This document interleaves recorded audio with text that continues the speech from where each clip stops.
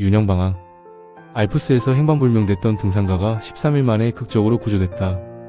그는 길을 잃은 후 매일 12시간씩 걸으며 안전한 장소를 찾으려 노력했는데 정작 그가 구조된 장소는 처음 길을 잃어버린 지점에서 불과 6km밖에 떨어져 있지 않은 곳이었다. 13일 동안 매일 12시간씩 걸었으면 아무리 큰 산이라도 충분히 벗어날 수 있었을 텐데 사실 그는 같은 장소를 팽이처럼 돌고 있었던 것이다. 그런데 이런 일은 그 등산가만의 문제 때문에 일어난 것이 아니었다. 누구라도 자신의 감각만 믿고 목표라 생각하는 방향을 향해 걸어가면 10중 8구 잘못된 길로 가거나 엉뚱한 곳에서 헤매기가 쉽다.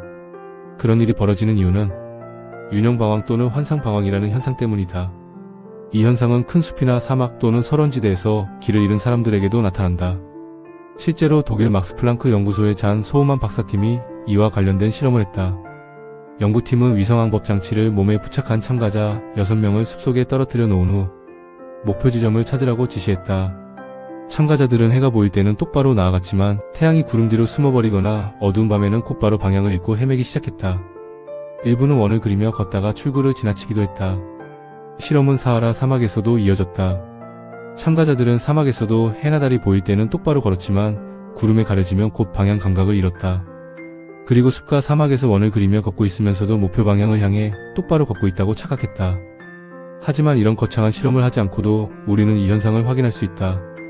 눈을 감고 걸어보면 된다. 일직선으로 200m 앞에 목표를 세운 후 눈을 가리고 20m를 걸으면 목표에서 4m를 벗어나게 된다. 그리고 남은 거리를 계속 걸으면 결국 큰 원을 그리면서 목표와 멀어지게 된다. 왜 이런 일이 일어날까? 사람의 장기 무게나 좌우의 신체 발육 상태가 다르기 때문이다. 그래서 일직선으로 똑바로 걷거나 뛴다고 해도 간이나 심장 등 무거운 쪽으로, 그리고 다리의 길이가 짧은 쪽으로 원을 그리며 돌게 된다.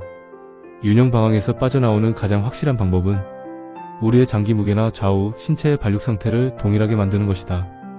그런데 그 일은 불가능하고 가능하더라도 당장 위급한 상황에서는 도움이 되지 못한다. 그래서 일반적으로 윤영방황에서 벗어나는 방법은 2가지 정도다. 첫 번째 방법은 지도나 나침반, 북극성 등과 같은 길잡이에 의지하는 것이다. 두 번째 방법은 30보쯤 걷고 난 후 쉬었다가 다시 30보 걷기를 반복하는 것이다. 우리는 이를 일상의 삶에 적용해 자신이 똑바로 걷고 있다는 확신이나 자신감은 물론 옳다고 믿는 고정관념이나 오랜 습관에서 벗어나야 앞으로 나아갈 수 있다는 교훈을 얻을 수 있다. 우리 몸의 구조 때문에 이정표 없이 걷다 보면 윤영방황에 빠지는 것처럼 우리 생각의 편향 때문에 길잡이나 이정표를 찾지 못하면 같은 생각을 반복하며 새로운 생각으로 나갈 수 없기 때문이다.